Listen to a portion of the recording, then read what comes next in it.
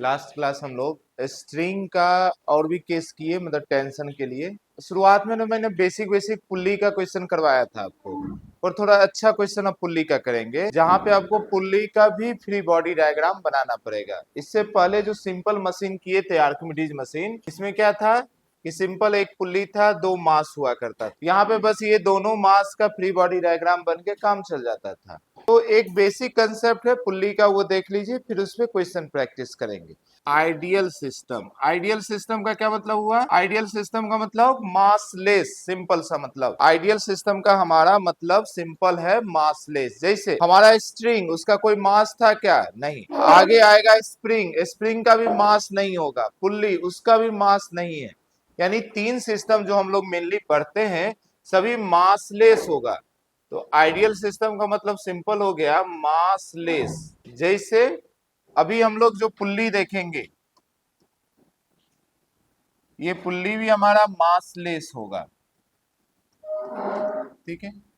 इससे पहले अभी जो स्ट्रिंग हम लोग पढ़े थे, जनरल स्ट्रिंग जो हम लोग पढ़े थे, जब हर पॉइंट पर टेंशन सेम लेते थे, तो वो कैसा था? मासलेस था। हालांकि मास का स्पेशल कंडीशन पढ़े थे। पुल्ली का मास वाला पुल्ली नहीं पढ़ाएंगे, वो सिर्फ जेईई एडवांस में आता है, मेंस में भी नहीं आता है। तो स्ट्रिंग जो है ये भी हमारा मासलेस रहेगा। और इसके बाद हम लोग पढ़ेंगे स्प्रिंग, स्प्रिंग फोर्स, ये भी हमारा मासलेस ही होगा, ठीक है। इसको बोलते हैं आइडियल पुल्ली, इसको बोलते हैं आइडियल स्ट्रिंग, इसको बोलते हैं आइडियल स्प्रिंग। जब भी आइडियल वर्ड लगा रहे हैं, इसका सिंपल सा मतलब हुआ वहां पे उसका मास को हम लोग नेग्लेक्ट कर रहे हैं, या बहुत ही लाइट है। क्लियर है मेरी बातें? ठीक है।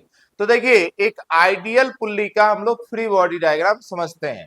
तो बार बार ये आइडियल वर्ड तो यूज नहीं करेंगे, हम लोग सीधा बोल रहे हैं free body diagram of pulley. देखिए, मान लो ये कोई पुल्ली है और इससे दो मास नीचे हैंग है, कुछ भी हो मास, उससे मतलब नहीं है। और ये पुल्ली कहीं एक स्ट्रिंग से कहीं से फिक्स है, मान लो फिक्स हो या कहीं और सिस्टम जा रहा, उससे भी मतलब नहीं, ठीक है।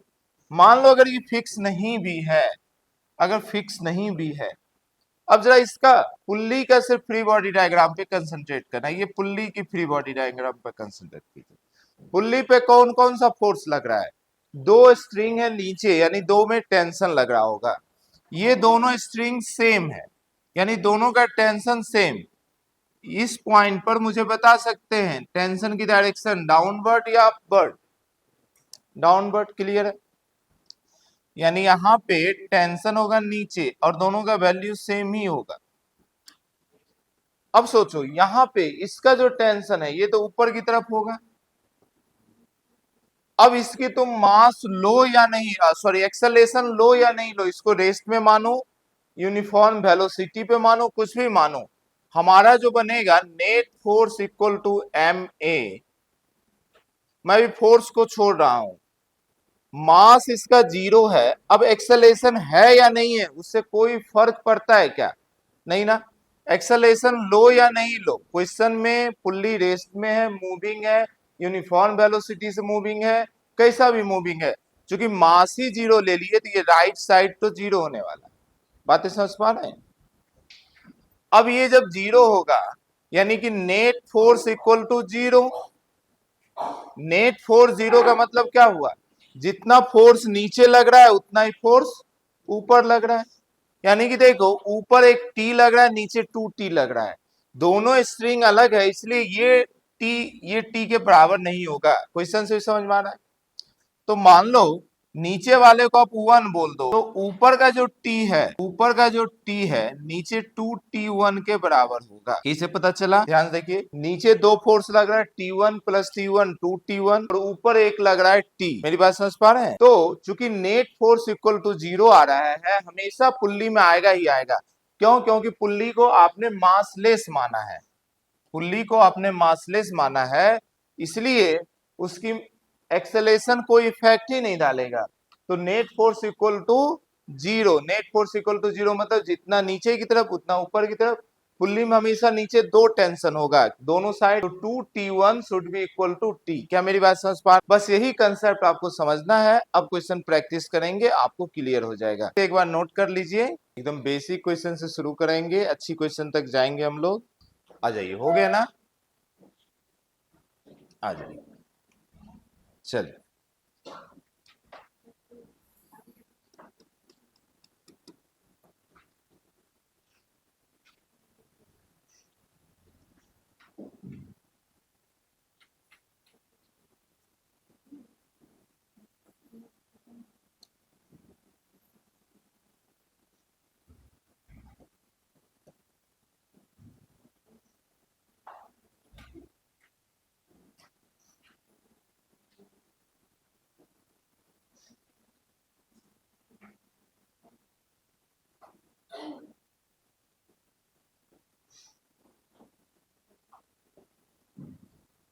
ठीक, ये एक सिस्टम दिया है आपको, बोला find the value of m so that system will in equilibrium. तो आपसे बोल रहा है फाइंड, ये तो इतने की जरूरत भी नहीं है, तो find value of m so that system will in equilibrium। आ जाइए, आइए इस क्वेश्चन को करते हैं, इस क्वेश्चन को करते हैं, बहुत ध्यान से समझिए। देखिए फर्स्ट क्वेश्चन है और सबसे आसान भी, इसलिए मैं कर दे रहा हूं, मुश्किल मुश्किल आप करना। देखो यहाँ पे, देखिए अब पता है कि सिस्टम इक्विलिब्रियम में यानी नेट फोर्स जीरो होने वाला है, जितना फोर्स नीचे की ओर उतना फोर्स ऊपर की ओर। अब ध्यान से देखिए आप कैसे सोचेंगे, पहले कहीं एक एंड से सोचना शुरू कीजिए। मान लो मैं ना इस एंड से सोचना चालू किया टेंशन के बारे में, तो मुझे समझ में आया टेंशन ऊपर की तरफ है T। फिर मुझे समझ में आया यही टेंशन यहाँ आएगा, क्लियर है ना? यही टेंशन यहाँ आएगा, तो यहाँ भी ऊपर की तरफ होगा T। यही टेंशन, ये देखो पूरा एक ही स्ट्रिंग है मासलेस, तो ये भी इधर होगा T, क्लियर है? अच्छा, ये दो T को अगर ये M बैलेंस कर रहा है, मेरी बात समझ पा रहे हैं? तो बताओ यहाँ पे इसके नीचे कितना होना चाहिए? 2T, समझ पा रहे हैं? और यहाँ 2T है तो यहाँ पे भी कितना होना चाहिए? 2T, क्लियर है ना? अच्छा, इसका फ्री बॉडी डायग्राम आप ना अलग डायग्राम में क्वेश्चन काम करेंगे, मैं इसी में फ्री बॉडी डायग्राम बना रहा हूं। इस M का नीचे फोर्स लगेगा mg, और इस 10 का नीचे फोर्स लगेगा 10g यानी mg, ठीक है? अब अगर सिस्टम बैलेंस में है तो आपका इक्वेशन क्या बनेगा? T should be equal to 10g and 2T should be equal to mg। बस दो इक्वेशन से आपका m का वैल्यू आ जाएगा। चलिए कीजिए जरा, आप अलग से फ्री बॉडी डायग्राम बना लीजिए, आप ओरिजिनल डायग्राम में काम नहीं करें। आप मुझे आंसर दे दो, फिर मैं नेक्स्ट क्वेश्चन इधर तब तक लिख रहा हूं। चलिए उसका जल्दी से आंसर लाइए।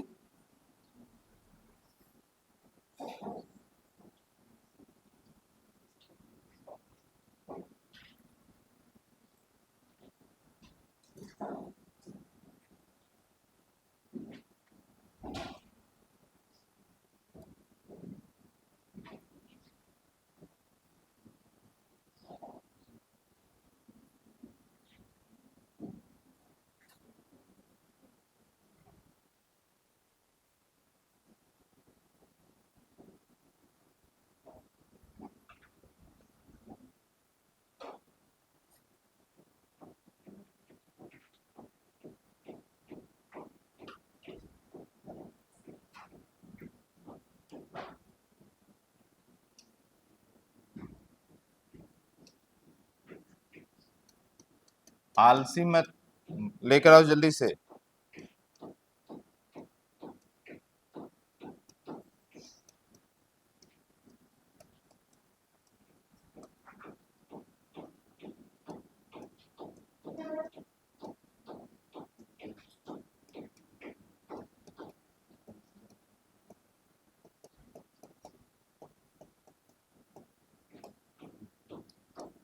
ओके हाँ जी, एम का वैल्यू कितना आया? एम का वैल्यू कितना आया? अरे भाई अगर नहीं पढ़ाई करना है तो कैसे होगा? फिर बोलो एक दो क्वेश्चन हर टॉपिक का करा कर मैं कंप्लीट करते जाता हूँ, हर वीक में एक दो चैप्टर। पिछले 10 दिन से सेकेंड लॉ लगा रहे हैं, इसमें क्या दिक्कत? मैंने एफबीडी बना दिया, पूरा प्रोसेस समझा दिया, फिर भी आप आंसर नहीं दे रहे हो। कितना है एम का वैल्यू बताओ जल्दी? 2 या 20? 20 kg ना, 2 क्यों? ठीक है, तो क्यों नहीं आंसर दे पा रहे? दो बच्चे आंसर दे रहे हैं, एम का वैल्यू 20 kg। आप लोग अगर इंटरेस्ट नहीं लोगे, क्वेश्चन सॉल्व नहीं करोगे, भाई यूट्यूब पे तो ढेर सारा क्वेश्चन सॉल्व किया हुआ है, सिर्फ आपको ये देखना है कि टीचर कैसे सॉल्व करता है। यूट्यूब खोलो ना, वहाँ ढेर सारा सॉल्व किया हुआ मिलेगा। दिन रात देखते रहिए क्वेश्चन, उससे कभी नहीं फिजिक्स सीखेंगे। अगर खुद से नहीं सॉल्व करना है, इसमें कुछ नया प्रोसेस है क्या? जो नया सिखाना था मैंने सिखा दिया, अब यही करना है ना। जब सिस्टम रेस्ट में है, इक्विलिब्रियम में है, यानी ऊपर का फोर्स नीचे का फोर्स बराबर है। एक इक्वेशन यहां बनेगा T इक्वल टू 10G, और दूसरा इक्वेशन यहां से बनेगा 2T इक्वल टू mg। फिर T की जगह 10G यहां पुट कर देंगे, 2 into 10G equal to mg। G से जी कैंसिल हो गया, m का वैल्यू 20 आ गया। क्या प्रॉब्लम है? 20 kg यूनिट मास है, तो एक स्टेप का काम है, 5 मिनट हो गया, आप कर ही नहीं पा रहे हैं। अब इससे ज्यादा कितना ही प्रैक्टिस कराया जा सकता है? एक वीक से तो एक ही प्रैक्टिस कर रहे हो, net force equal to M a, net force equal to M a. जब बॉडी रेस्ट में रहेगा तो टोटल फोर्स जितना ऊपर की तरफ है उतना नीचे ही होगा। चलिए जल्दी से वहां पे लेकर आइए। फिर से सेम क्वेश्चन है, यहाँ 2 पुल्ली था, एक और बढ़ा दिया 3। लेकर आइए, मैं इंडिविजुअली पूछूंगा। गलत करना बुरी बात नहीं है, लेकिन कुछ भी नहीं, सॉल्व ही नहीं करना, ये सबसे बेकार बातें हैं। अब गलत बनाओ पर बनाओ तो। मास आ गया 7, नहीं थोड़ा चेक करो, 2 kg आएगा। देखिए मैं एफबीडी इसी में समझा रहा हूं, पर फाइनल सॉल्व आप ही को करना है। ध्यान से देखो, मान लो अगर इसको यहाँ टी मानते हो, तो यहाँ पे टी लग रहा होगा फोर्स, मेरी बात समझ पा रहे हैं? तो यहाँ पे भी क्या लग रहा होगा? टी। क्लियर है ना? अब ध्यान देखो, ये अगर टी है, यहाँ पे भी नीचे की तरफ टी, यहाँ पे भी नीचे की तरफ टी, दोनों टी है, तो यहाँ ऊपर क्या रहा होगा? 2T। समझ पा रहे हैं? ये अगर 2T है तो यहाँ पे भी रहा होगा 2T। क्लियर है ना? ये दोनों तो सेम ही है, तो यहाँ पे भी 2T, तो यहाँ पे भी 2T हो गया। और इसके नीचे अगर 2T है तो ये कितना रहा होगा? 4T। समझ पा रहे हैं? ये जब 4T, तो यहाँ पे भी ऊपर क्या हो गया होगा? 4T। मेरी बात समझ पा रहे हैं? ये 40 kg मास कितने को बैलेंस कर रहा है? 4T टू 6T और T 7T को। समझ पा रहे हैं? एक इक्वेशन तो बनेगा 7T should be equal to, इसका फोर्स नीचे कितना लगेगा? mg यानी 14G। 7T should be equal to 14G। एक इक्वेशन ये बनेगा, और दूसरा इक्वेशन यहां से बनेगा, ऊपर T है और नीचे है mg, और दूसरा बनेगा T should be equal to mg। T का वैल्यू यहां डाल दीजिए, तो 7 into mg should be equal to 14G। G will get cancel, 7 to जा 14, m का वैल्यू 2 आ गया, 2 मतलब 2 kg। देख लो, किसी को थोड़ा भी डाउट हो पूछो। चलिए आप उसे जल्दी नोट करें, मैं नेक्स्ट क्वेश्चन की तैयारी करता हूँ।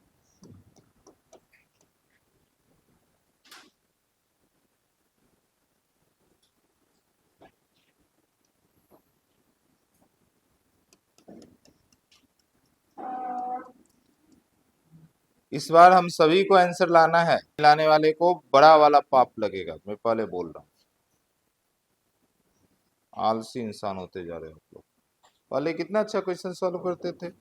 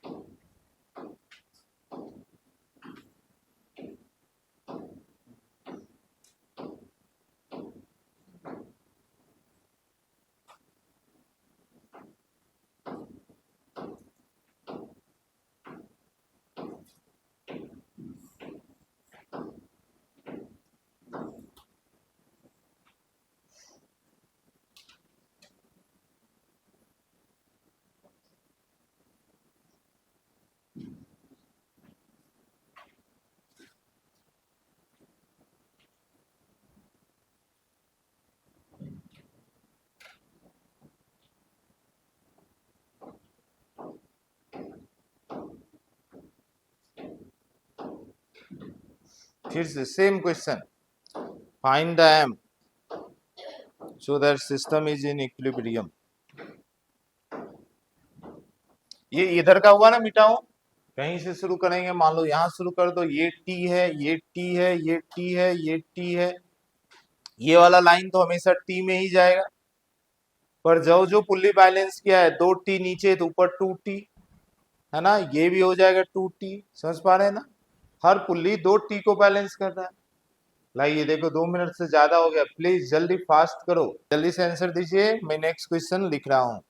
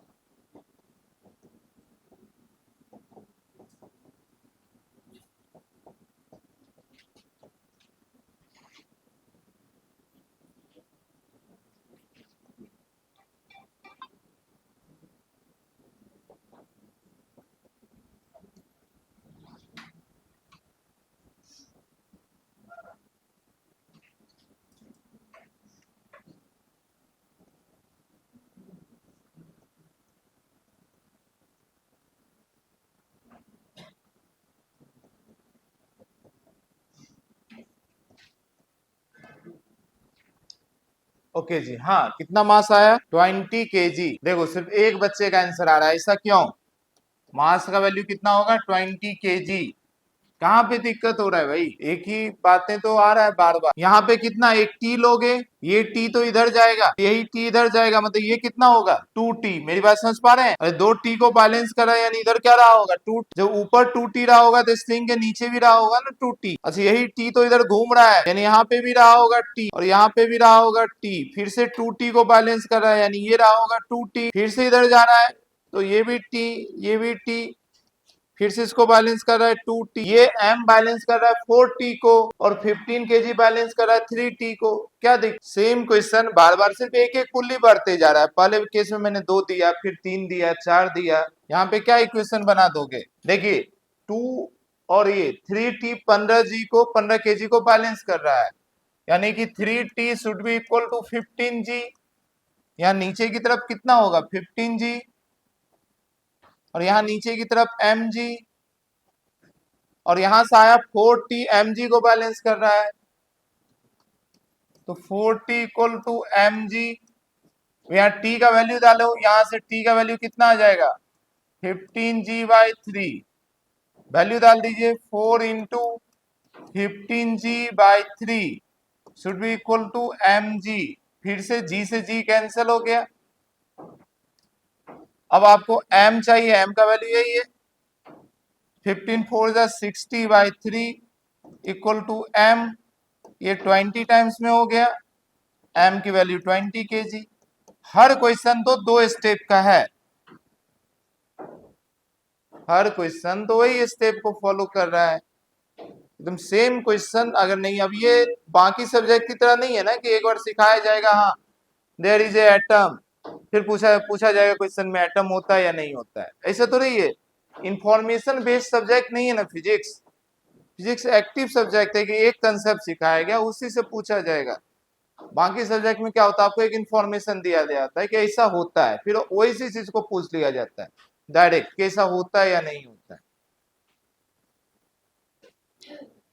डे वन से मैं समझा रहा हूं, आप ना प्रैक्टिस बहुत बच्चे नहीं कर रहे हैं आप लोग, तभी ये छोटी छोटी चीजों में दिक्कत आ रहा है आपको। देखो लास्ट 4 क्वेश्चन को देखो, उसमें कुछ भी नई चीजें हैं क्या? मैंने शुरुआत में आपको जो कंसेप्ट समझाया कि कोई एक से ज्यादा पुल्ली होता है, पुल्ली का फ्री बॉडी डायग्राम बनाना पड़ता है, और पुल्ली का मास 0 होने के कारण पुल्ली में लगने वाला नीचे की ओर फोर्स और ऊपर की ओर फोर्स बराबर। आइए इस क्वेश्चन को डिस्कस करेंगे। इस टाइप का क्वेश्चन थोड़ा पहले किए थे, एक क्लास पहले, याद करो। लूज कांटेक्ट लूज करने वाला, जब भी कांटेक्ट लूज होता है तो क्या 0 लेते हैं, नॉर्मल, याद आ रहा है? चलिए इसको मैं मिटा रहा हूँ, जल्दी से कंप्लीट करें, किसी का रिमेनिंग है तो। लास्ट 3 क्वेश्चन देखो और मुझे बताओ, उसे अभी डिस्कस करेंगे।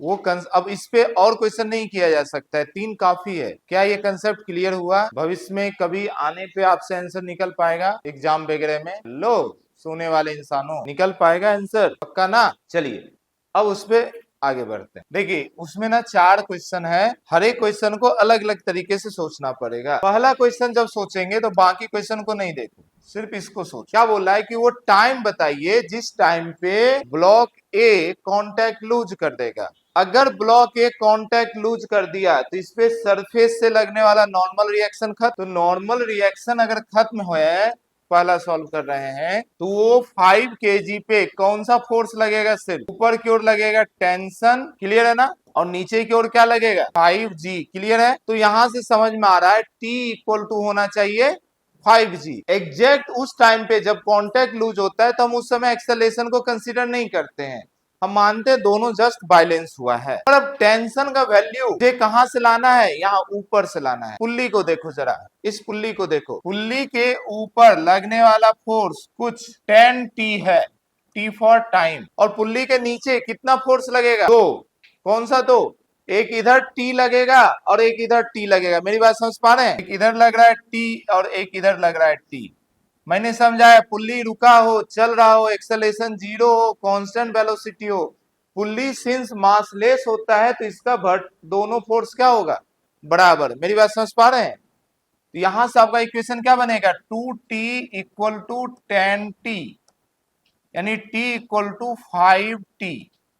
क्या मेरी बात समझ पाए? अच्छा ये तो तीनों में अप्लीकेबल होगा, चारों में।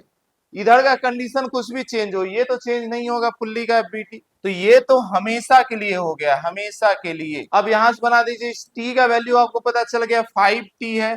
अगर कांटेक्ट लूज कर रहा है तो हम लोग लिख सकते हैं 5T should be equal to 5G। इसमें क्या दिक्कत है? T इक्वल टू कैंसिल हो गया G, यानी कि T इक्वल टू 10 सेकेंड।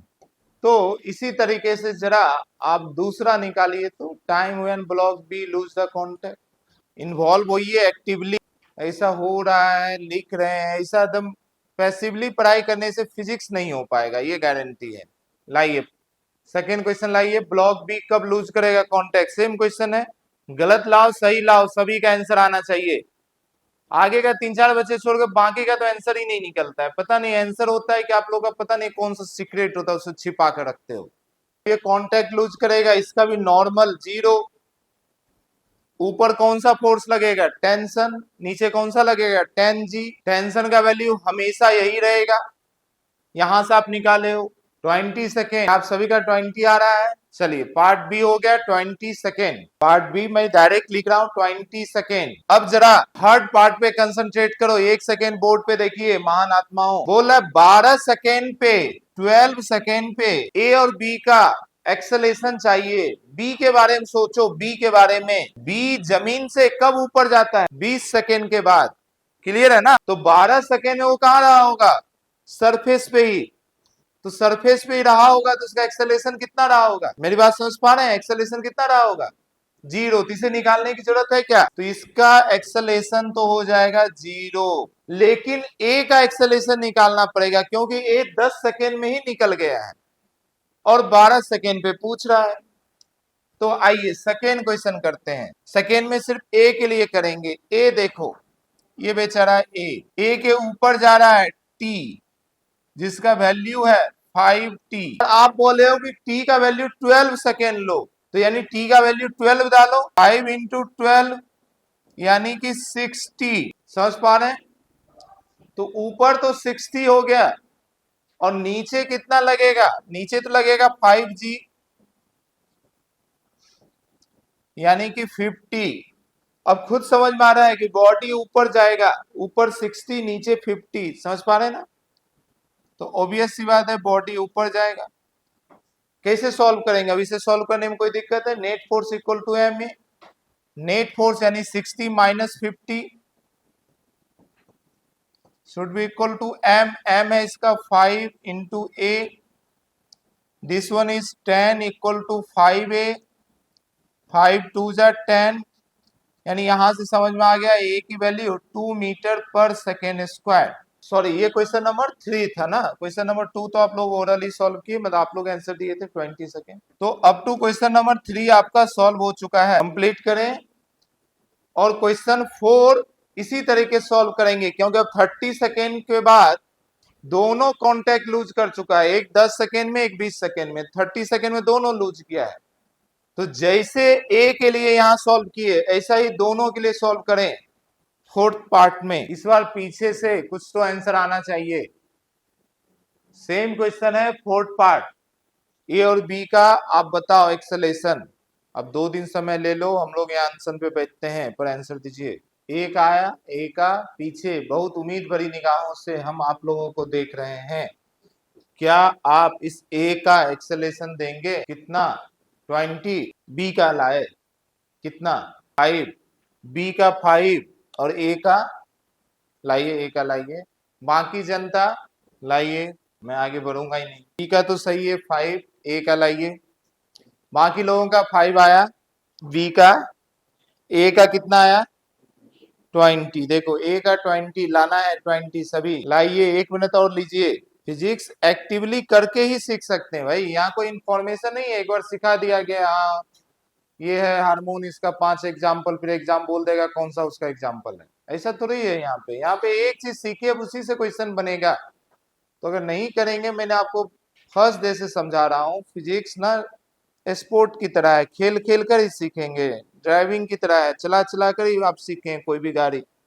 चलिए, आया सभी का 5 और 20? हेलो, बी का 5, ए का 20 आया। आधा जनता का अभी भी नहीं पता है, खोए हुए हैं, मेडिटेशन कर रहे हैं, सेल्वेशन प्राप्त हो जाएगा। इसलिए हम आगे बढ़ते हैं। अब मैं ना जो सेम क्वेश्चन है उसको तो मैं नहीं सॉल्व करूंगा। आइए आगे बढ़ते हैं नेक्स्ट क्वेश्चन पे। सेम इसी पे दे रहे हैं, प्रैक्टिस कर रहे हैं। इस बार आप पूरी क्लास आंसर दे दीजिए। एक बार तो ऐसा कंडीशन आए जो पूरी क्लास आंसर दे, ताकि हमें आगे बढ़ने में आसान। 10 दिन से न्यूटन सेकेंड लॉ कर रहे हैं। ऐसा भी नहीं है कि आप फर्स्ट टाइम पढ़ रहे हैं, 11th करके आए। और में तो होता है बस एक बार जल्दी जल्दी आपका पूरा चीजें रिवाइज करा देना। या तो बेसिक से सिखाने पे भी आप कैसे कर रहे हैं।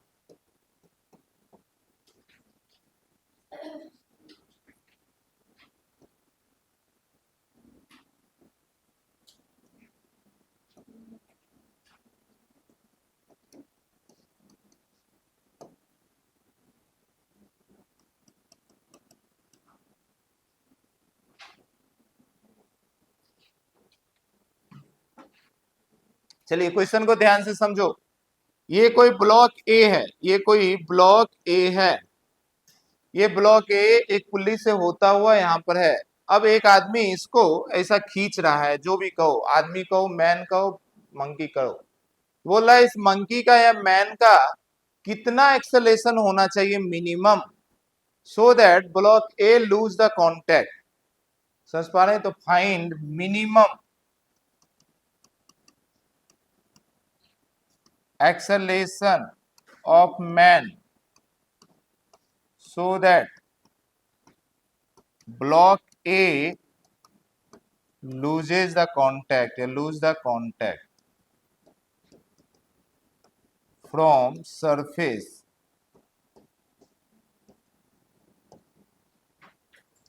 फिर से क्वेश्चन का वर्डिंग कुछ भी बदले, तरीका वही है, एफबीडी और सेकेंड लॉ। आपको मालूम है जैसे कांटेक्ट लूज करेगा, नॉर्मल फोर्स इसका खत्म, इस पे कितना फोर्स लगेगा, दो, एक ऊपर की तरफ टेंशन और नीचे की तरफ mg, वहां से क्या निकल जाएगा, t का वैल्यू।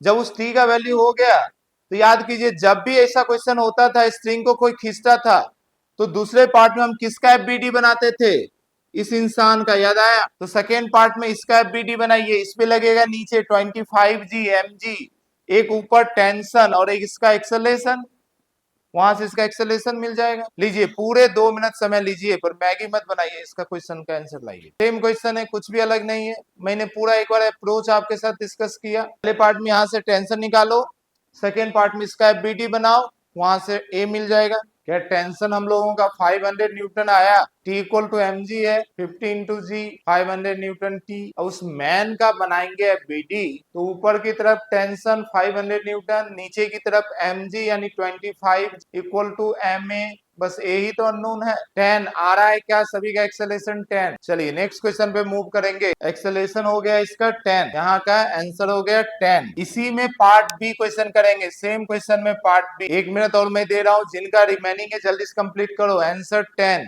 आगे ऑलमोस्ट सभी का आ गया है, पीछे मेरी नजर नहीं जा रही है, उम्मीद करते हैं आ ही गया, आया होगा ना।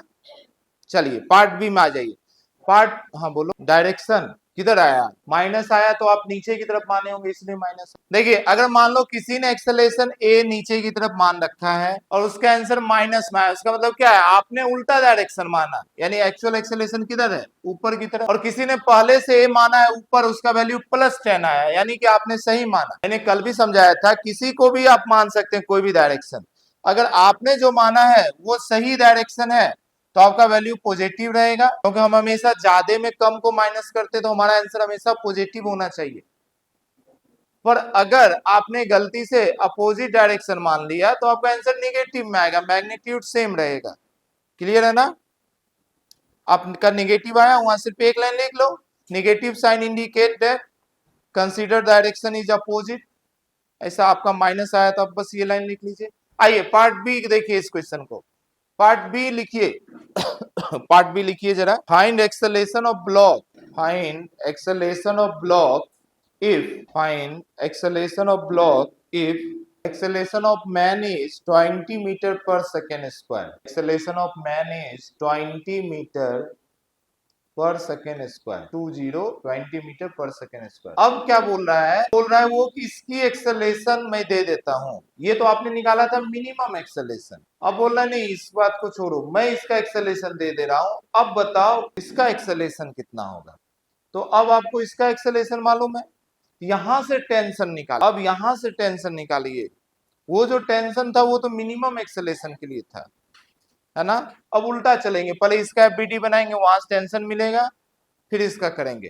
लेकिन इसमें जैसे ही एक्सेलरेशन आया, आप सोचो एक्सेलरेशन आने का मतलब सरफेस के कांटेक्ट में या छोड़ चुका है, छोड़ चुका है, तो नॉर्मल फोर्स तो कंसीडर नहीं ही करेंगे, बट टेंशन का वैल्यू बदल जाएगा। अब इसमें 500 टेंशन नहीं रहेगा। पार्ट बी में पहले मैन का एफबीडी बनाइए, पहले मैन का एफबीडी बनाइए, वहां से टेंशन निकाल, क्योंकि अब सारा चीजें आपको मैन का पता है। पार्ट बी में मैन का एफबीडी बनाइए और वहां से टेंशन निकालिए, 750 या 700 ऐसा कुछ आएगा। कितना आया टेंशन आपका, 750 आया ना। अब उस टेंशन को यूज करके ब्लॉक का एफबीडी बनाइए, देखिए वहां का एक्सेलरेशन मिल जाएगा। यहाँ टेंशन जो भी आया वही टेंशन ऊपर की तरफ लग रहा है, नीचे 500 जी लग रहा है, 50 जी लग रहा है, इक्वल टू एम ए। फिर से आपको अगर कंफ्यूजन हो एक्सेलरेशन ऊपर होगा या नीचे होगा, हालांकि कंफ्यूजन होना नहीं चाहिए, ये तो ऊपर ही जाएगा। फिर भी किधर भी लीजिए कोई दिक्कत नहीं, या तो प्लस में आंसर आएगा या माइनस। क्या आ गया हमारा एक्सेलरेशन 5, एक्सेलरेशन 5 आएगा। मैं पार्ट बी भी नहीं सॉल्व करूंगा, पार्ट बी में आंसर होगा 5। चलिए 1 मिनट और लीजिए, जल्दी से कंप्लीट कीजिए, नेक्स्ट क्वेश्चन पे मूव करेंगे, नेक्स्ट क्वेश्चन पे मूव करेंगे, जल्दी से 1 मिनट लीजिए, कंप्लीट कीजिए। आया, चलिए क्या नेक्स्ट क्वेश्चन मूव करें। सेम क्वेश्चन दे रहे हैं फिर से, जिनका इस बार नहीं आया हो अगली बार सॉल्व कर दीजिए। आइए नेक्स्ट क्वेश्चन पे मूव करते हैं। नेक्स्ट क्वेश्चन पे मूव कर रहे हैं। सेम क्वेश्चन, कुछ भी अलग नहीं है। आइए इस बार आपको लाना है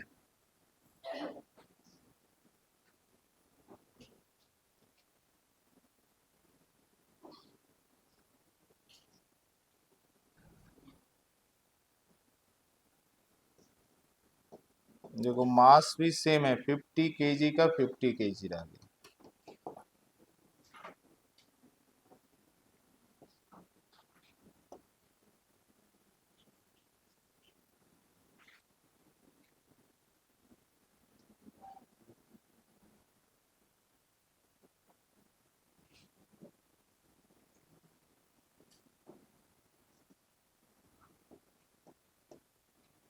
ठीक है, जो भी ये बंदर है, जो भी है 20 केजी का बंदर है। ठीक है, बनाइए डायग्राम बनाइए। इसमें भी दो पार्ट है, ए बी करके सॉल्व करेंगे।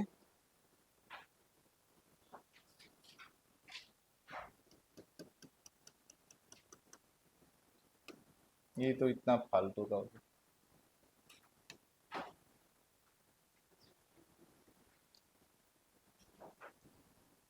मंकी है।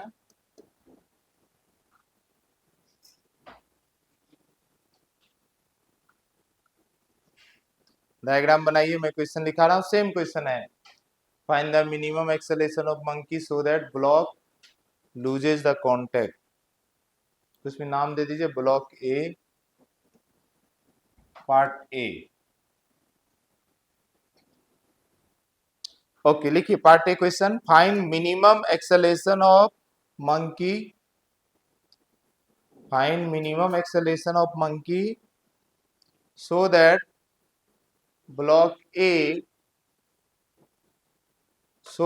block A lose contact from surface, block A lose contact from surface। Same question, approach भी सेम रहेगा।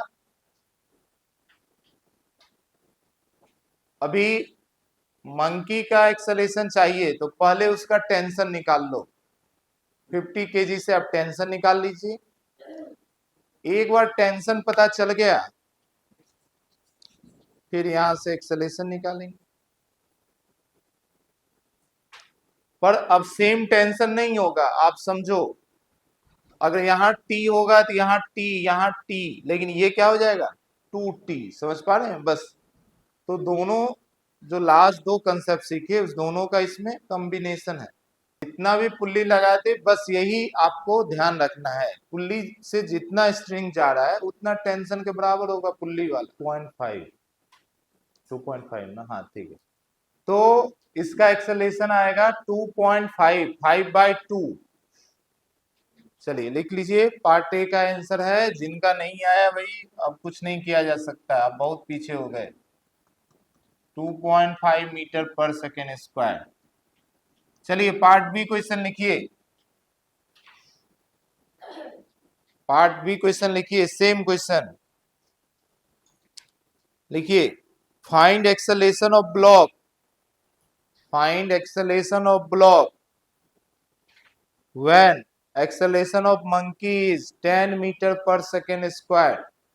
रिपीट कर रहा हूं, find acceleration of block when acceleration of monkey is 10 metre per second square. फिर से same question है। अब पहले मंकी का एफबीटी बनाएंगे, वहां से टेंशन निकालेंगे, फिर ब्लॉक का एफबीटी बनाएंगे, वहां से उसका एक्सेलरेशन आ जाएगा। मंकी का एफबीटी बनाओ, वहां से टेंशन निकालिए, फिर एज इट इज वही टेंशन नहीं चला जाएगा, इसका टेंशन जो होगा उसका डबल इसके पास जाएगा, क्योंकि 2t लगेगा यहाँ पे। फिर उससे इसकी एक्सेलरेशन निकाल दीजिए।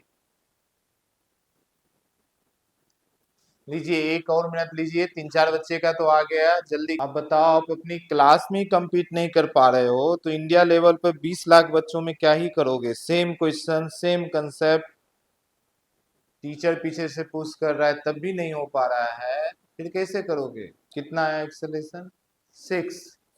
6 मीटर पर सेकेंड स्क्वायर। फिर से घूम फिर कर वही 4-5 बच्चों का आ रहा है, हर क्वेश्चन का आंसर वहीं से। सिर्फ आप लोग इंडिया से ही ना एमबीबीएस करोगे भाई? ये सब प्लान भी फेंक रहे क्या? यूक्रेन उक्रेन चले जाएंगे, वहां से करेंगे। फॉरेन जाने का तो आप लोग का प्लान नहीं है, इंडिया से ही करना है ना, गवर्नमेंट कॉलेज से ही करना है ना। सेम क्वेश्चन नहीं सॉल्व कर पा रहे हैं, same topic same question, 4-5 question करने के बाद। अब यही टॉपिक थोड़ी बचा हुआ है जो अभी आप एक हफ्ते में इसको इम्प्रूव कर लोगे। एक हफ्ते में तो 10 नया टॉपिक आ जाएगा, तो पूरी सिलेबस ही बचा हुआ है आपका। बहुत बुरी स्थिति है आप लोगों का, देखो ना। आया ना सभी का? हेलो, अभी तो बोल दो, थोड़ा तसल्ली जैसा हो तो मुझे। चलिए देखिए, एक लास्ट क्वेश्चन है, आगे थोड़ा डिफिकल्टी लेवल बढ़ाने वाले हैं। चलो ये एक बार मैं सॉल्व कर दे रहा हूँ। पार्ट बी कर रहे हैं हम लोग। पार्ट बी में क्या दिया हुआ है कि अगर इसकी एक्सेलेरेशन कितना हो 10 मीटर से, तो मंकी का पहले बनाएंगे, इसका एक्सेलेरेशन दिया हुआ है तो ये रहा भाई साहब मंकी, जो भी है इसके हाथ पूछ जो भी बोलो। तो यहाँ पे एक तो ऊपर की तरफ लगेगा टेंशन, जो भी है टी मान लो, ठीक है, और इसमें एक नीचे लगेगा इसका एम जी, तो 20 इंटू जी या 200 जो बोलिए। साथ में इसकी एक्सेलेरेशन दिया हुआ है, मैंने ऊपर माना, मुझे मालूम है ऊपर जाएगा। देखो मैंने कैसे सोचा ऊपर, मैं ये सोचा कि ये मंकी ऊपर चढ़ेगा तभी तो रस्सी नीचे जाएगा, और रस्सी नीचे जाएगा तभी तो ये ऊपर उठेगा। अदरवाइज आप नीचे की तरफ भी सोचिए, कोई दिक्कत नहीं है, आपको जैसा भी सोचे। अगर आप नीचे सोचोगे तो आंसर थोड़ा माइनस में आएगा, और कुछ दिक्कत नहीं है। चलिए, इसका एक्सेलेरेशन 10, नीचे की तरफ 200 और ऊपर की तरफ टेंशन, और मंकी का मास 20 केजी। तो लगाएंगे net force equal to M A, यानी T minus 200 equal to M A 20 into 10। T should be 200 और ये भी उधर जाएगा प्लस 200, यानी कि टी शुड बी 400। पर ये देखो, ये जो टी है, ये टी तो यहाँ पे लगेगा और ये टी यहाँ लगेगा, ये तो पूरा ऐसा चलेगा, पर ये 2t को बैलेंस कर रहा है। मेरी बात समझ पा रहे हैं ना मंकी? ये पुल्ली, यानी यहाँ पे कितना हो जाएगा 2t, क्योंकि यहाँ पे होगा 2t।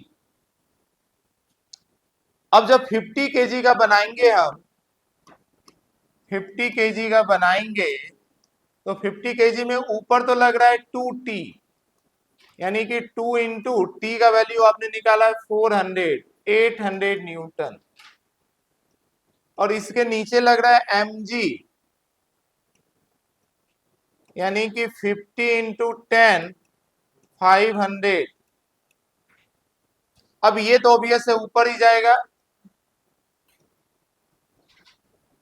तो यहां का इक्वेशन बन गया 800 minus 500 should be equal to M A 50 into A, ये हो गया 300 इक्वल टू 50 ए, ये 0 0 कैंसल, 5 इंटू 6, तो ए का वैल्यू आ गया 6 मीटर पर सेकेंड स्क्वायर। ना कैलकुलेशन में मुश्किल है, ना एफबीटी में मुश्किल है।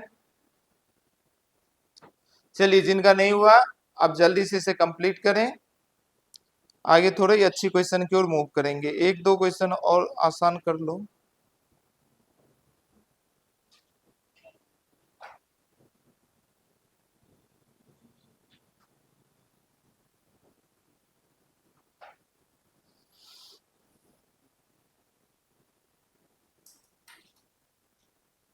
जिनका नहीं हुआ जल्दी से कंप्लीट करें। ये जो हम लोग सॉल्व किए पार्ट बी सॉल्व किए, ए नहीं, पार्ट बी सॉल्व किए, जब एक्सेलेरेशन दिया हुआ है मंकी का।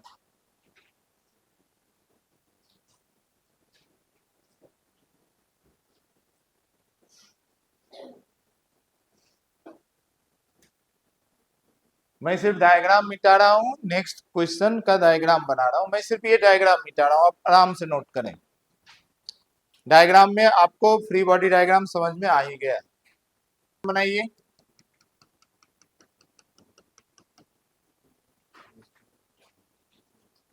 भाई मन इधर उधर माइंड कहीं हो, फोकस कीजिए। अब ना थोड़ा डिफिकल्टी लेवल बढ़ेगा।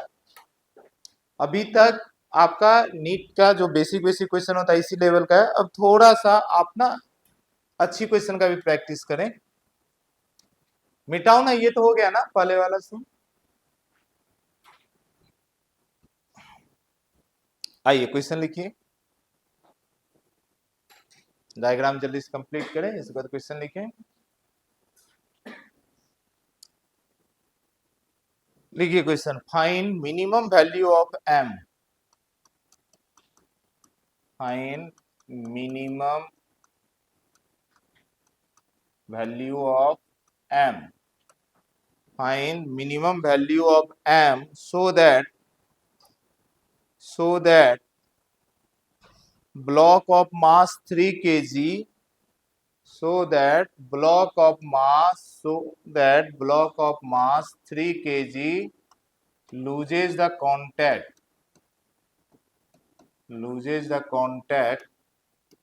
from surface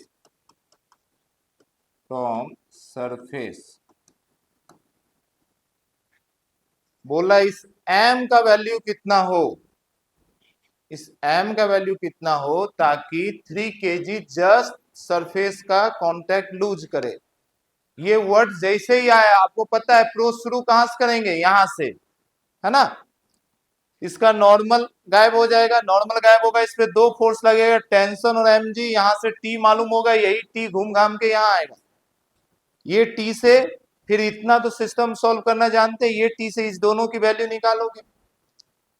फिर अब यहां दोनों गैप bt बनाएंगे, या डायरेक्ट वैल्यू मालूम हो t का m1 प्लस क्या था 2m1 m2g bye m1 plus m2, ऐसा करके आता था ना टेंशन का इक्वेशन। और नहीं तो अलग अलग एफबीटी बनाइए। तो पहला स्टेप क्या होगा, पहला स्टेप होगा यहां से टेंशन निकालना। जब वो टेंशन मालूम हो जाएगा तो वो टेंशन तो यहीं तक रहेगा, यहां पे उसका आधा आएगा, आपको समझ में आ रहा होगा। फिर वहां से यहां की टेंशन की वैल्यू निकाल लीजिए, या इधर से टी चलिए तो यहां 2t पे पहुंच जाएंगे, या इधर से टी चलोगे तो यहाँ t/2 का वैल्यू पे पहुंचोगे।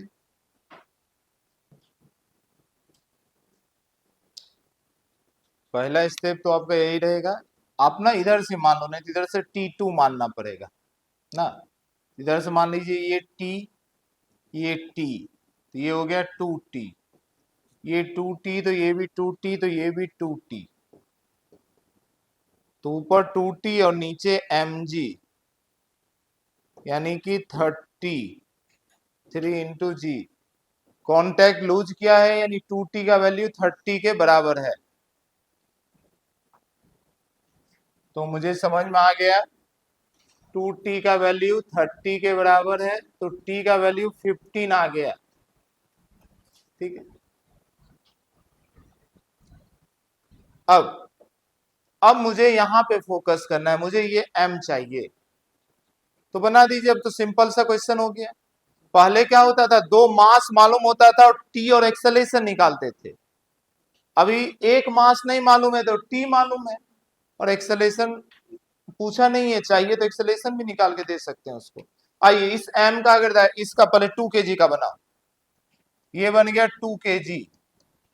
2 kg का देखो, ऊपर लगेगा t और नीचे लगेगा mg, यानी कि 20। ऊपर लगा t और नीचे लगा mg, यानी कि 20। अब आपको जिधर मानना है उधर एक्सेलरेशन मान लीजिए, कोई दिक्कत नहीं। समझ पा रहे हैं। मे भी ये नीचे जाए, मे भी ये ऊपर जाए, जिधर जाना होगा जाए। पर आपको मालूम है ये t का वैल्यू 15 है, t का वैल्यू 15 है, तो जाना तो नीचे ही चाहिए। तो मान लो नीचे एक्सेलरेशन मान लिए, तो net force 20 minus 15 equal to M a. यहां से पता चल गया 5 इक्वल टू 2a, तो a इक्वल टू 2.5 एक्सेलेरेशन का वैल्यू मालूम हो गया। अब m का बना दीजिए। दिस m है ऊपर की तरफ, देखो टेंशन जिसकी वैल्यू तो वही रहेगा 15, और नीचे की तरफ mg, और इसकी एक्सेलेरेशन देखो, इसे अगर नीचे की तरफ दिए हो तो ये ऊपर जा रहा होगा।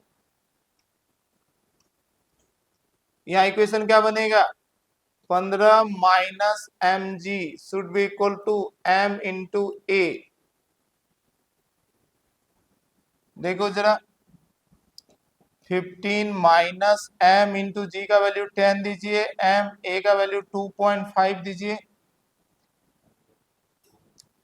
ये आ गया 15 equal to 2.5 m plus 10 m, m उधर गया, ये हो गया 15 इक्वल टू 12.5 m। यहां से m का वैल्यू आ गया 15 बाय 12.5 kg।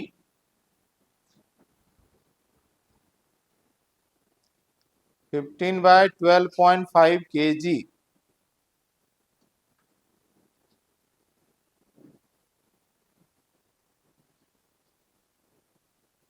1 पॉइंट समथिंग आ जाएगा।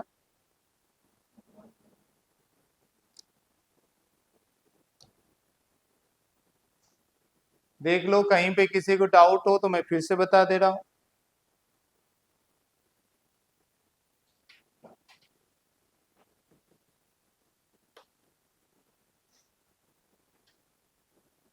अगर आपने पिछले सभी क्वेश्चन को सही तरीके से समझा है, किया है, तो थोड़ा डिफिकल्टी लेवल जरूर बढ़ाया इस क्वेश्चन में, पर कुछ भी ऐसा नहीं है कि नई चीजें डाल दिया है।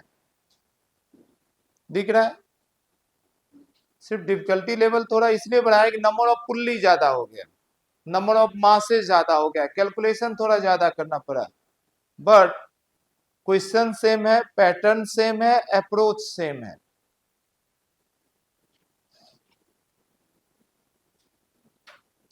चलिए आगे मूव करें। हुआ ना, आगे मूव करें। ओके, आइए लिखिए, क्वेश्चन लिखिए। थोड़ा बड़ा क्वेश्चन है तो आप वर्ड में लिखिए, फिर नीचे मैं डायग्राम समझा दूंगा।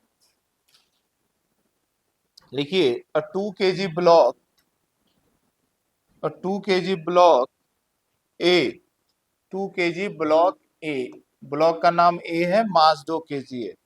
अ 2 kg block A is attached to one end of light string, is attached one end of light string that passes over ideal pulley,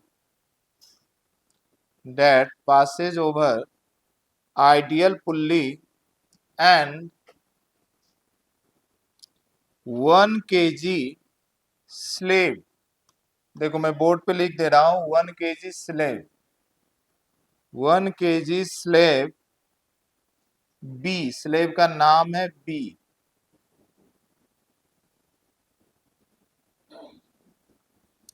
1 kg slab B,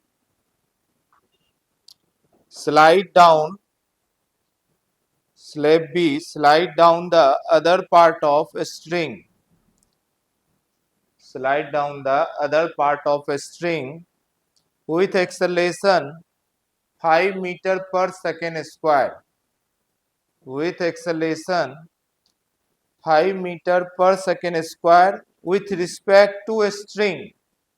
वो रिलेटिव एक्सेलेरेशन दिया है 5 metre per second square with respect to a string, full stop, find acceleration of block and slave, find acceleration of block and slave and tension complete. G का value 10 लेना है। देखिए question क्या बोल रहा है, समझो जरा। एक मास है ए जो कि 2 kg का है, ये 2 kg का आपका है, और ये एक स्लेब, अच्छा स्लेब का मतलब क्या हुआ, स्लेब कुछ ऐसी चीज है जो स्ट्रिंग में अंदर घुसा हुआ है पर स्ट्रिंग में नीचे ऊपर स्लाइड भी कर रहा है, मतलब इसको उस तरीके से समझो जैसे अपना माला होता है, तो माले में कैसे वो उसका जो भी मोती है जो भी है, समझ पा रहे हैं, तो थ्रेड है उसके अंदर वो स्लाइड भी तो कर सकता है माला का जो भी है, समझ पा रहे हैं, सेम उसी तरीके से है ये। तो ये इसका जो एक्सेलेशन दिया है एब्सोल्यूट नहीं दिया, बोला स्ट्रिंग के रिस्पेक्ट में इसका एक्सेलेशन नीचे की तरफ 5 है। तो ये जो b है इसका वैल्यू 1 kg है, और इसका एक नीचे की तरफ एक्सेलेशन दिया है, एक्सेलेशन ऑफ स्लेब या b ही बोल दो, तो acceleration of b with respect to string, string के रिस्पेक्ट में दिया है 5, नीचे की तरफ है। क्लियर है ना? तो आपसे बोला है ए का क्या होगा एक्सेलेशन, आपसे पूछा एक्सेलेशन ऑफ ए बता दीजिए, एक्सेलेशन ऑफ बी बता दीजिए, और इस स्ट्रिंग में टेंशन बता दीजिए। ठीक है, क्वेश्चन कुछ भी पूछे कंफ्यूज करने के लिए हमारा अप्रोच क्या होगा, सही सही फ्री बॉडी डायग्राम बनाना। अगर कभी ये लगे कि किसका पहले बनाए किसका बाद बनाए, तो दोनों का एक साथ बना दो। आप नोटबुक में एक लाइन खींचिए, एक तरफ इसका एक तरफ इधर, दोनों का इक्वेशन बना के देखो, खुद आइडिया लग जाएगा। समझ पा रहे हैं? जहां पर चीजें ये नहीं समझ में आए कहां से शुरू करें, तो इतना तो पता है शुरू कहीं से करें, करना वही है कि फ्री बॉडी डायग्राम बनाएंगे और इक्वेशन लिखेंगे, तीसरा तो कोई काम है ही नहीं इसमें, तो दोनों का एफबीटी बना देंगे। बस ध्यान देने वाली बात यह है कि ये बी का एब्सोल्यूट एक्सेलेरेशन नहीं है, ये एक्सेलेरेशन है विथ रिस्पेक्ट टू स्ट्रिंग।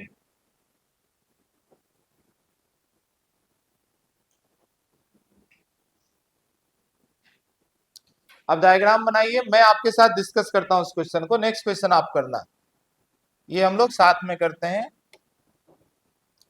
इस क्वेश्चन को हम लोग साथ में करते हैं। आप सिर्फ डायग्राम बना लीजिए, आप सिर्फ डायग्राम बना लीजिए।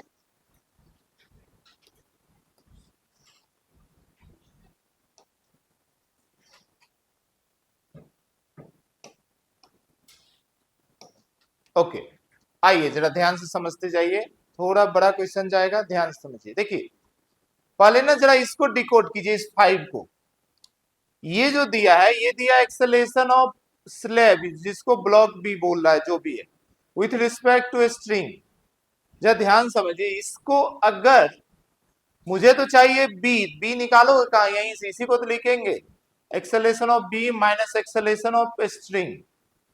ठीक है जी, इसकी वैल्यू हमें 5 दिया है, पर नीचे की तरफ, जरूरी नहीं है पूरा सिस्टम नीचे की तरफ जाए, तो किसी को प्लस माइनस अब कंसीडर करना पड़ेगा, तो जनरल कन्वेंशन और नीचे की तरफ को माइनस लेते हैं, इसको लिया -5 equal to a of b minus a S.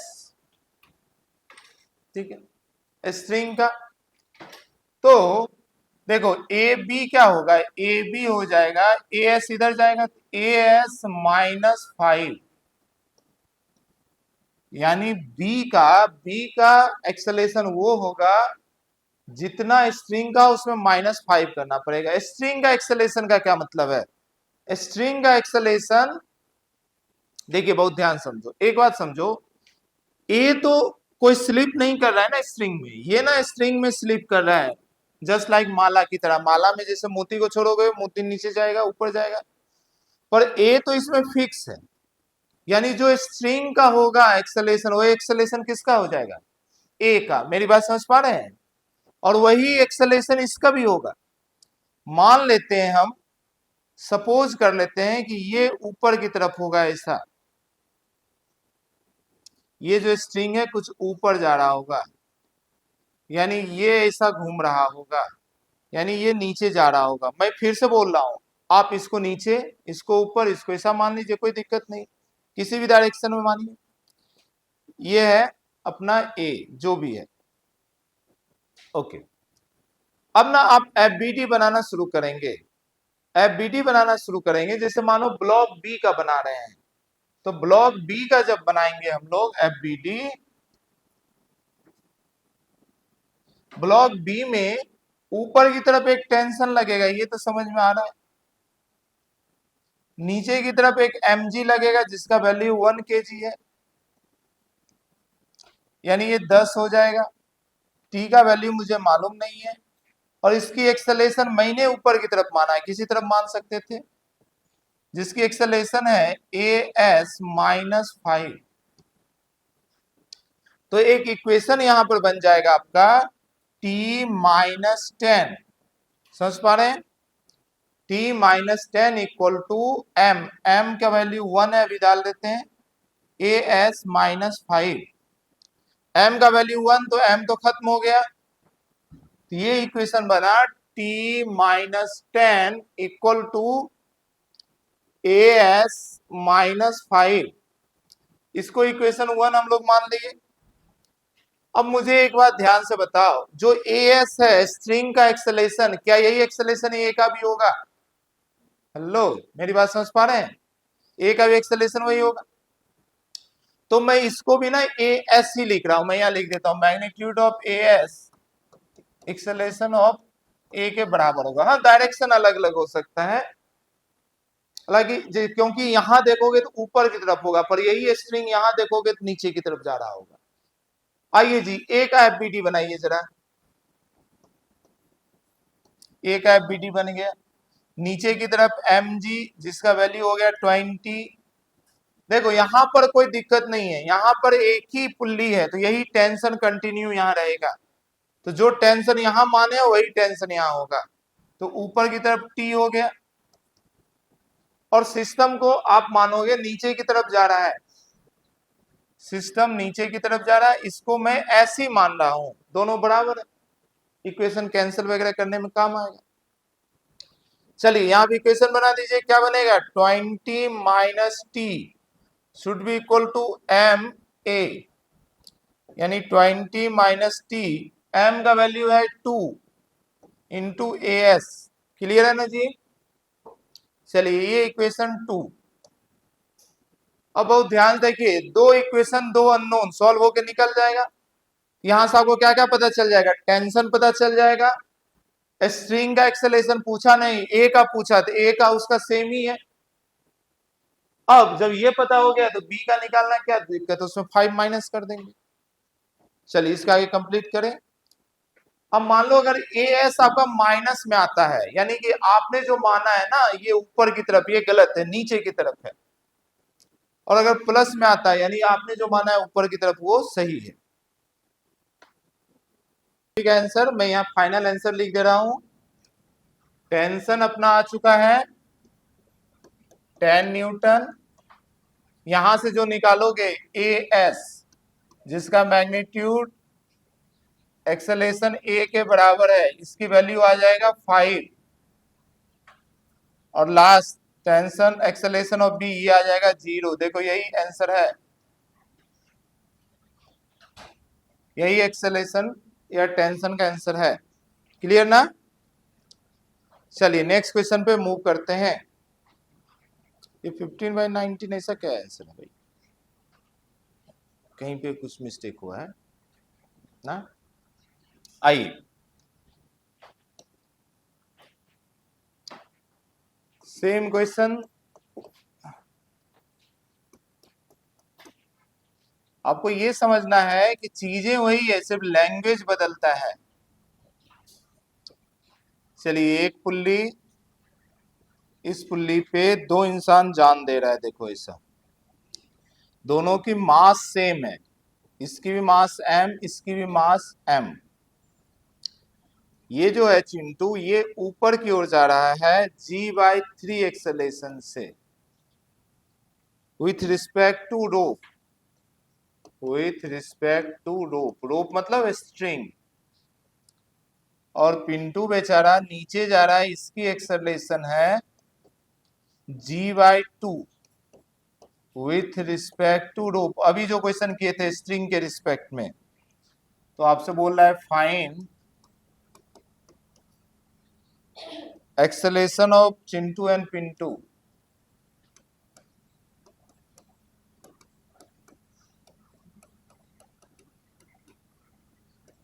And part 2 tension. Same question है, कुछ भी अलग नहीं, अभी अभी किए थे। सेम क्वेश्चन किए तो वहां स्लीप था, यहाँ पे चिंटू पिंटू है, उसमें क्या है, कुछ भी दे दे उससे क्या है। दो इंसान स्ट्रिंग से हैंगिंग है, हैंगिंग नहीं है, दोनों मूविंग भी है। चिंटू ऊपर की ओर जा रहा है, उस समय उसकी एक्सेलेरेशन है g/3, पर वो एब्सोल्यूट नहीं, एब्सोल्यूट तो वो आपसे पूछा है। g/3 with respect to string है या रोप है, और ये नीचे उतर रहा है, इसकी एक्सेलेरेशन है g/2, पर विथ रिस्पेक्ट टू रोप है, तो बोला इसका एक्चुअल एक्सेलेरेशन बताइए, यानी ग्राउंड फ्रेम का बताइए। ऐसे भी हम जब भी क्वेश्चन सॉल्व करते हैं न्यूटन लॉ में, कौन सा फ्रेम में सॉल्व करते हैं, ग्राउंड फ्रेम में। क्यों? क्योंकि सिर्फ ग्राउंड फ्रेम ही इनर्शियल फ्रेम में ही तो वैलिड होगा। अगर इसका फ्रेम ले लोगे तो फ्रेम का तो एक्सेलेरेशन है, एक्सेलेटेड फ्रेम में न्यूटन लॉ अप्लीकेबल ही नहीं है, तो यहाँ पे मजबूरी है आपको ग्राउंड फ्रेम में ही सॉल्व करना। यहां तक पहुंचे आप लोग, एक्सेलेरेशन आया, एक्सेलेरेशन चिंटू पिंटू किसी का नहीं, टेंशन इक्वेशन ही नहीं बना पाए क्या, क्या है? देखो ये जो एक्सेलेरेशन दिया विथ रिस्पेक्ट टू दिया है ना, तो यहाँ पे पहले आपको ओरिजिनल लेना पड़ेगा, ध्यान समझो। अगर हम लोग लेते हैं acceleration of Pintu with respect to rope r में बोलते तो क्या बोलोगे, acceleration of Pintu minus acceleration of rope. Clear है ना? तो अब देखिए पिंटू का एक्सेलेरेशन नीचे की तरफ है, तो माइनस में मुझे कंसीडर करना है, तो इसका वैल्यू मैं रखूंगा -g/2 equal to acceleration of Pintu, ये तो मुझे फाइंड ही करना है, माइनस एक्सेलेरेशन ऑफ रोप, इसको इधर लेके आ जाइए। तो देखिए आपके लिए एक एक्सप्रेशन बन के आता है जो बाद में काम आएगा। एक्सेलेरेशन ऑफ पिंटू जो है ये क्या हो जाएगा, ये उधर जाएगा प्लस में acceleration of rope minus g/2।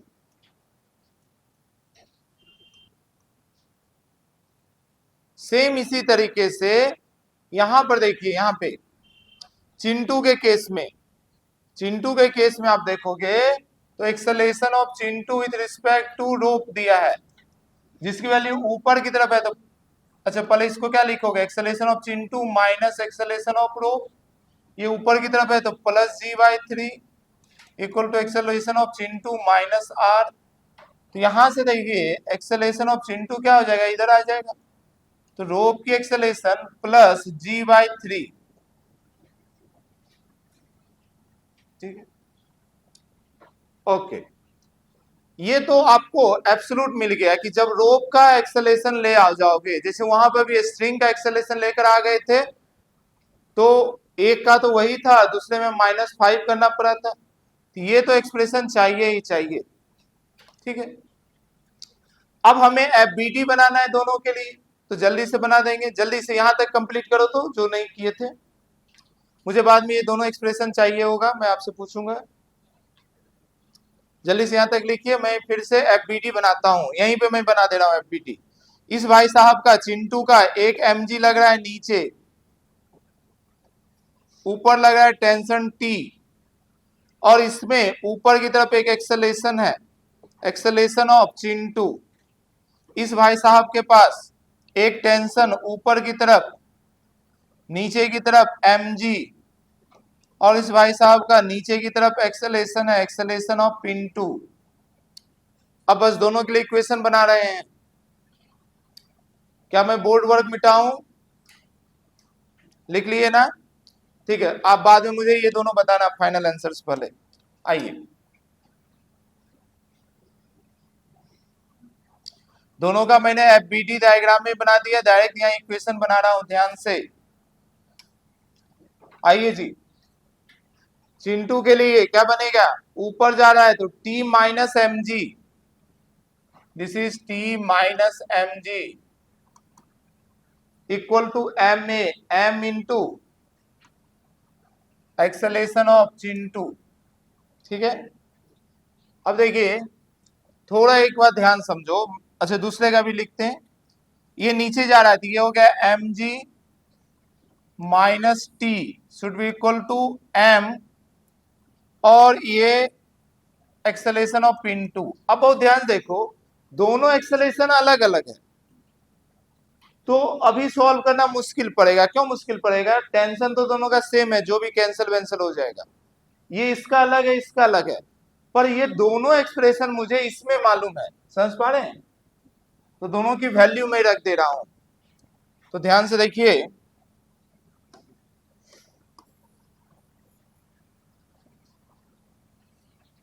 मैं ना यहाँ पे t minus M g equal to m और एक्सेलेरेशन ऑफ चिंटू की जगह उसकी वैल्यू लग दे रहा हूं a r plus g by 3। अब हमारा दिस इज इक्वेशन 1 और इसके लिए मैं रख रहा हूं,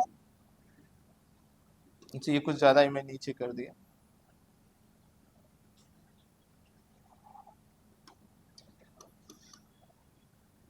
अब इसके लिए मैं कर दे रहा हूं कि m g minus t equal to m और एक्सेलेरेशन ऑफ पिंटू भी यहां है a r minus g by 2। ये हमारा इक्वेशन 2 है। अब मुझे इसका कोई जरूरत नहीं है, इसे मिटा रहा हूं मैं, मुझे इक्वेशन तो मिल ही गई। चलिए जी, आ जाइए। अब दो इक्वेशन, दो अननोन, कुछ सोचना है क्या? सोचना है क्या? नहीं ना? आइए सॉल्व करते हैं। जरा ध्यान से देखो, अगर दोनों इक्वेशन को जोड़ो जरा, इक्वेशन 1 प्लस 2, क्या आपको लगता है लेफ्ट हैंड साइड दोनों का कैंसिल हो जाएगा? t plus T minus cancel, mg plus mg minus, तो इधर क्या बचेगा? शून्य बचेगा ना।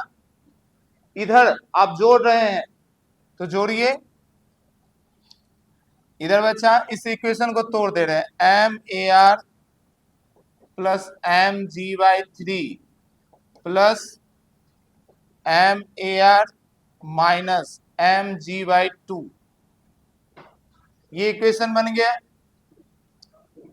अब जरा ध्यान देखो, अगर सम में हम m कॉमन ले लें और उसको इधर भेज दें तो m भी खत्म हो जाएगा ना।